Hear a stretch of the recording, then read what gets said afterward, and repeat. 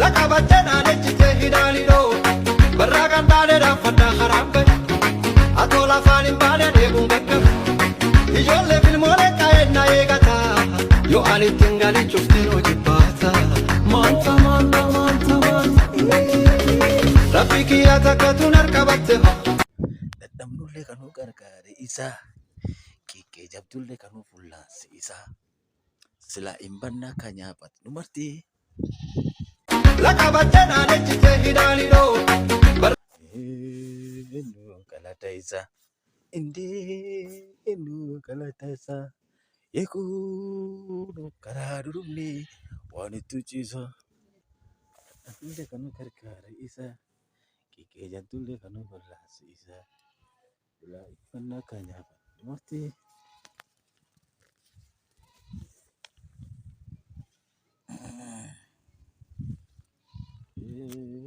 kalata iku karadurumni wanitu chisa dadamnulle kanu gargare isa kike jabdulle kanu fullasi isa sila imbanna kanyapat numarti. Ningependa kuambia kwamba Marsabit leo kulinyesha, ni Jumapili lakini mvua ilianza tu manyunyu manyunyu, yani hadi my friend, najua watu wengi hawajaenda church leo Marsabit, watu hawajaenda church wengi sana, lakini kuna wengine wakajipea moyo wazee, wakasema we must go to church, na wakaanza kufika church. Kulinyesha baba, kulinyesha, ilianza kama manyunyu lakini ilinyesha sana.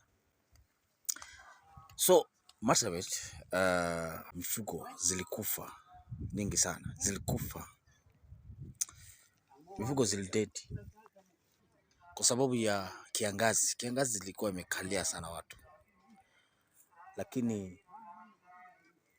lakini saizi kumenyesha, watu saizi wana plant.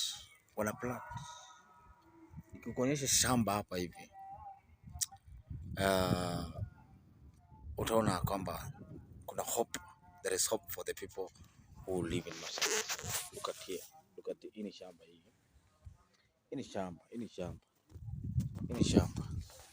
Hiyo ni shamba. Sasa shamba watu wameplant maragwe, watu wameplant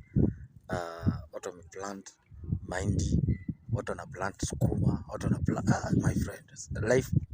Maisha inarudi sasa Marsabit, maisha inarudi vizuri. So we keep on praying for Marsabit. So tunajua kwamba mvua itaendelea kunyesha na mambo yataenda shwari.